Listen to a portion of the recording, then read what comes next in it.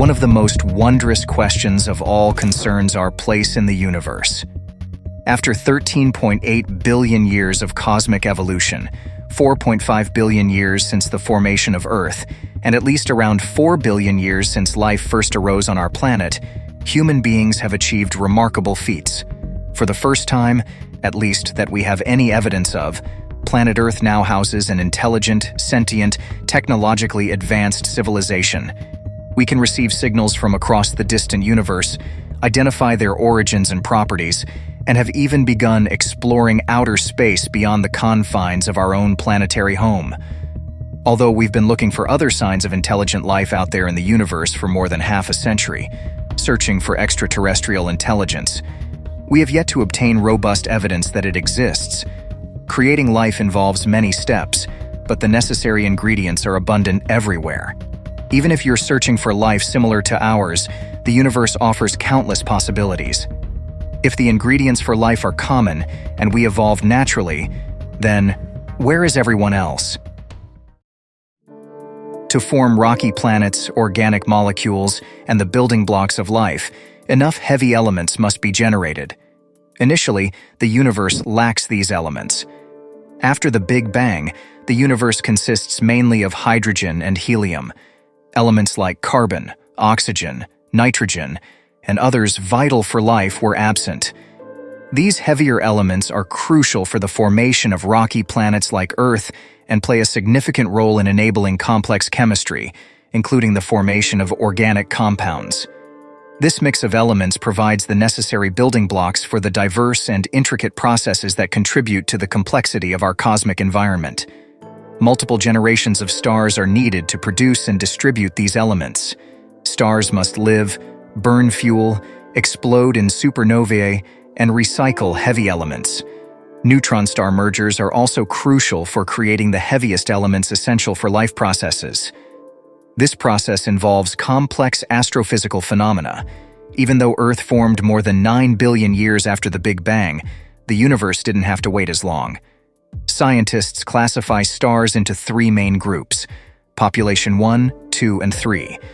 Population 1 stars are similar to the Sun, with a small percentage of their composition being heavier elements.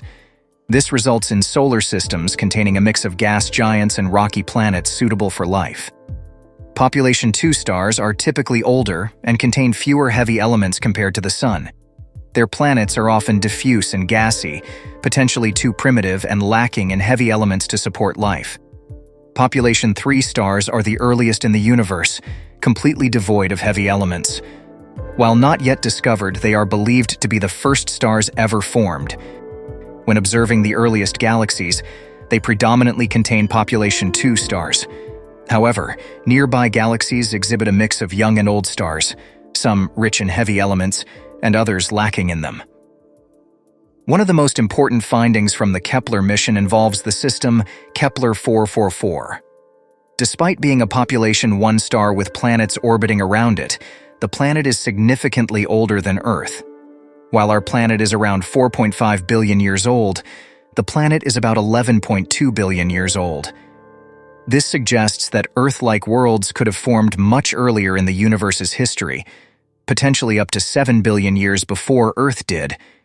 Considering this possibility, along with the rapid enrichment of heavy elements in regions like the center of our galaxy, it's feasible that there are locations within the universe, and perhaps even within the Milky Way, that are more conducive to the emergence of intelligent life than our Sun-Earth system. In discussions about finding aliens, 2 main ideas pop up: the Drake equation and the Fermi paradox. The Drake equation guesses how many alien civilizations we might find signals from. The Fermi paradox suggests that if extraterrestrial civilizations exist, we should have detected them by now, as they would likely have spread throughout the galaxy. However, since we haven't, some argue that searching for their signals is futile. To understand how the universe creates intelligent life, we need to consider 2 things. First, we must understand the steps that led to our own existence. Second, we need to explore how intelligence could arise in different circumstances from ours, and we should aim for accuracy in our analysis. We must also avoid making unfounded assumptions or falling for logical fallacies, such as mistaking absence of evidence for evidence of absence, or assuming causation from mere correlation. Avoiding two common mistakes when estimating what's out there is crucial. Firstly, some people make point estimates without considering uncertainty. Simply saying, "We estimate this parameter to be X," isn't very meaningful. To make a meaningful estimate, you need to include an uncertainty range, error bars, or some other measure of likelihood. For example, estimating odds as 1 in 100 with a 10% uncertainty is vastly different from having a 1000% or two-tailed uncertainty, where the odds could be as high as 1 in 10 with no lower limit. However, the other mistake that people make is the most common mistake of all when attempting to answer the Fermi paradox, using the Drake equation. Now, the Drake equation has many interesting lessons for us, and when it was first put forth, it was a monumental achievement from a scientific perspective. For the first time, it broke up a seemingly unknowable question of how many intelligent spacefaring civilizations there are within our galaxy today, right at this very minute, into a series of smaller questions that we could conceive of solving one at a time. We could, for example, measure or estimate things like the rate of star formation in the Milky Way, the fraction of stars that have planets, the average number of potentially life-supporting planets per star with planets, the fraction of planets that could have life that wind up with life, the fraction of planets with life that go on to develop intelligent life, the fraction of intelligently inhabited planets that emit detectable signals that announce their existence, and the length of time that such civilizations continue to emit those signals. Multiply all of those things together and you'll get an estimate of the number of active civilizations that we could potentially detect today. However, we encounter significant issues right away. Firstly, we have a good understanding of the rate at which stars form in the Milky Way. Unfortunately, if we multiply this rate by the age of the universe since the hot Big Bang, we'd end up with a very low number of stars.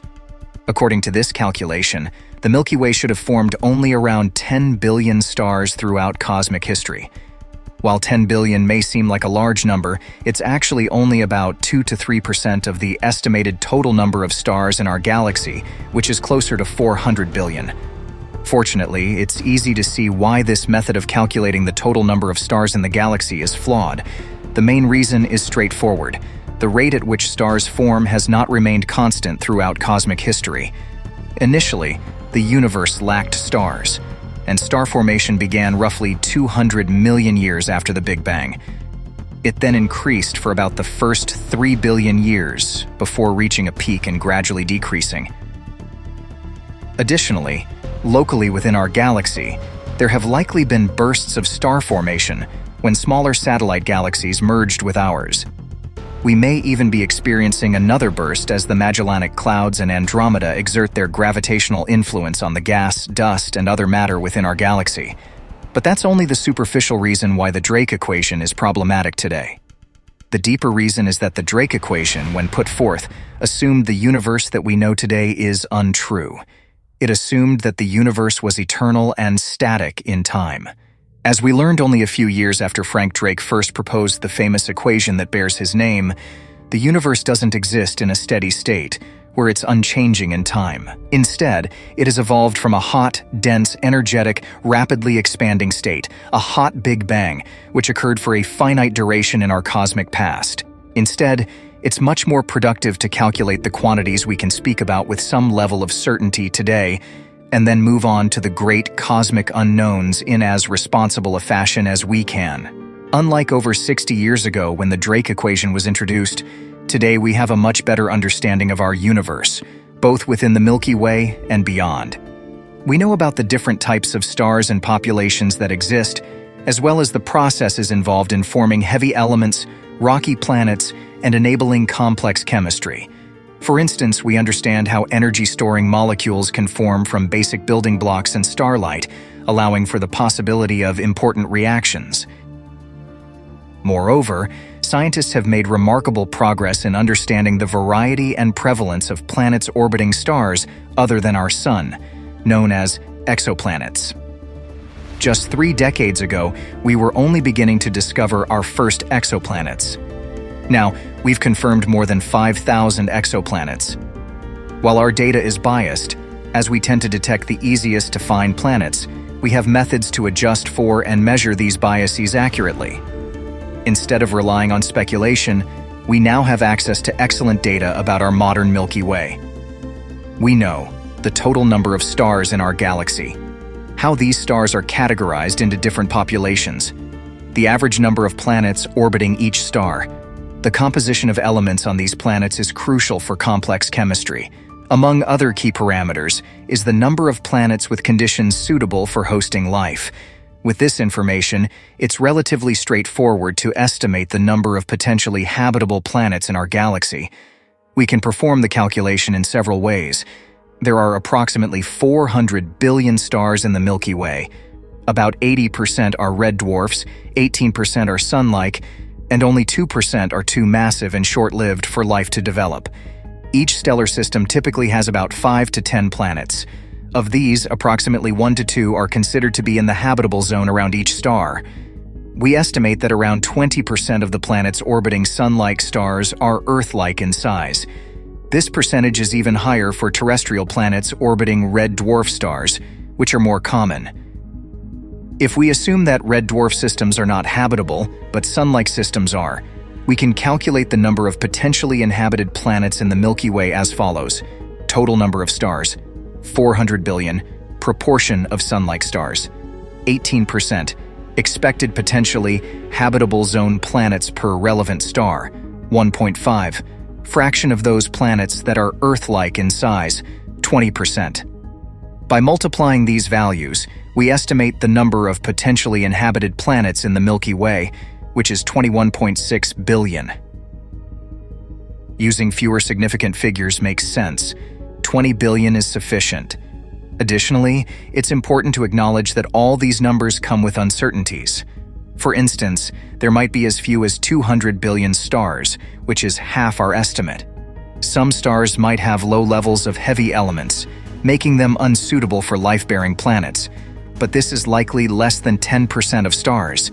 Similarly, less than 20% of stars might lack planets. Moreover, the habitable zone's size could vary, with roughly a 33% uncertainty added to our estimate. Furthermore, we still need to thoroughly explore the lower end of the mass and radius spectrum of exoplanets. Our estimate of 20% Earth-like planets could vary, with about a 25% uncertainty. Taking all uncertainties into account, there might be as few as 5 billion or as many as 50 billion potentially habitable planets in the Milky Way. If red dwarf systems are also considered potentially habitable, this number could increase by a factor of 10. Interestingly, many factors we previously considered, such as whether a planet has a major moon, a Jupiter-like world in its system, its distance from the galactic center, or its status as part of a single or multi-star system, may not significantly impact its habitability. However, there are still significant unknowns where our cosmic ignorance remains staggering. While we know that the ingredients for life are abundant everywhere, we look in asteroids, in gas in the galactic center, in outflows around massive, newly forming stars, and even in the atmospheres and on the surface of other planets and moons in our solar system. We still don't know the fraction of potentially inhabited planets where life actually originated from non-life. In Carl Sagan's original Cosmos series, he suggested a range of 0.1% to 10%, which he considered conservative. That assumption may not hold true. The emergence of life could be a challenging process. Just because it happened relatively early in Earth's history doesn't necessarily mean that a significant portion of planets harbor or ever harbored life. The likelihood of life arising from non-life could vary widely, ranging from nearly 100% to extremely rare, perhaps as slim as a 1 in a million chance or even less. If we were to rewind the clock and replay Earth's history, the probability of life arising and thriving here could differ significantly. Our level of ignorance on this matter is truly astounding. Likewise, once life emerges, how often does it face extinction compared to how often it persists for billions of years? How frequently does it remain in a relatively simple state, unable to evolve complexity, differentiation, multicellularity, or sexual reproduction? Even after billions of years, how often does life resemble the simple forms seen at the start of the Cambrian explosion on Earth? Once more, we lack any concrete understanding of these processes. Assuming a frequency of 10% for any of these scenarios might seem reasonable, but so could 90%, or even 0.001%. Without observational or experimental evidence guiding us, making definitive claims about these occurrences would be nothing short of self-deception. Moreover, even after life on Earth evolved into complex multicellular organisms capable of sexual reproduction, it still took millions of years for a species to emerge that would eventually become technologically advanced. How often does this occur? Is it a probability we can express in percentages, or is it as rare as winning the Powerball lottery 5 times in a row? Furthermore, how long does such an advanced life endure? Does it ever become a multi-planet or interstellar civilization, or does its progression from technologically advanced to extinct happen relatively quickly? Given the immense uncertainties surrounding these questions, it's entirely reasonable to consider the possibility that human beings may be the only intelligent life not just in the Milky Way, but in the entire observable universe. After all, the observable universe likely contains over 1 trillion times as many stars as our own galaxy. We can reasonably estimate that there are approximately 20 billion Earth-sized planets in the right location from their parent stars to support liquid water on their surfaces, assuming they have similar compositions and atmospheres to Earth. However, the presence of life on these planets remains uncertain. It could be that most, or only a small fraction of them harbor life. And of those with life, how many develop complex, intelligent, and technologically advanced civilizations? Amidst humanity's tireless quest to explore the cosmos, another phenomenon has emerged: unidentified aerial phenomena, or UAPs. These puzzling sightings, often recounted by trained pilots and military personnel, defy conventional explanation, challenging our understanding of the skies above. UAP sightings present a compelling mystery. While many can be attributed to natural or man-made causes, there remains a small percentage that defy explanation. Throughout history, top government officials have maintained a complex and evolving approach to investigating UAP encounters, reflecting both scientific curiosity and national security concerns. While many sightings have been explained as natural or man-made phenomena, the possibility of encounters with extraterrestrial life continues to captivate public imagination and remain a subject of ongoing study and debate. In response to growing public interest and concerns, governments around the world have begun to take a more systematic approach to investigating UAP sightings. Collaborative efforts between scientists, military personnel, and civilian experts are ongoing to collect, analyze, and interpret data in pursuit of answers. However, recent reports indicate that most sightings were ordinary objects and phenomena, and the result of misidentification. As we venture further into the unknown, both in our search for extraterrestrial life and our exploration of UAP phenomena, one thing remains certain: the universe holds endless mysteries waiting to be discovered, and our journey to uncover the truth has only just begun. Before delving into questions about the longevity of civilizations, colonization, or the possibility of machine-based life, we should acknowledge a significant possibility regarding the Fermi paradox. The lack of contact with intelligent, spacefaring alien civilizations could simply be because they don't exist. It's plausible that, in the entire galaxy, and maybe even the entire universe, humanity is alone. Absence of alien life in the universe is actually a troubling thing. What that could mean is that civilization is like a tiny candle in the vast darkness. Elon Musk succinctly captured this sentiment in a tweet last year while emphasizing the imperative to preserve and nurture our civilization and consciousness. He stated that consciousness should be thought of as a tiny candle in a vast darkness that could easily go out. We should do anything possible to keep that flame alive. While it's natural to continue searching and exploring, there is no compelling evidence that creatures similar to humans exist elsewhere. Although it's tempting to entertain various theories about why we haven't encountered extraterrestrial civilizations, the simplest explanation, that they don't exist, should be considered until proven otherwise. Many of you may not be happy with what I just said, but to emphasize that while the idea of encountering intelligent extraterrestrial life is exciting, we must acknowledge the possibility that we may be alone in the cosmos. It's essential to approach these discussions with a balanced perspective, grounded in scientific inquiry and evidence-based reasoning. And that's it for the video. I'd love to hear your thoughts about this in the comment section. Thanks for watching, and also check out this video on ancient advanced civilization that existed before humans on Earth, and I'll see you there.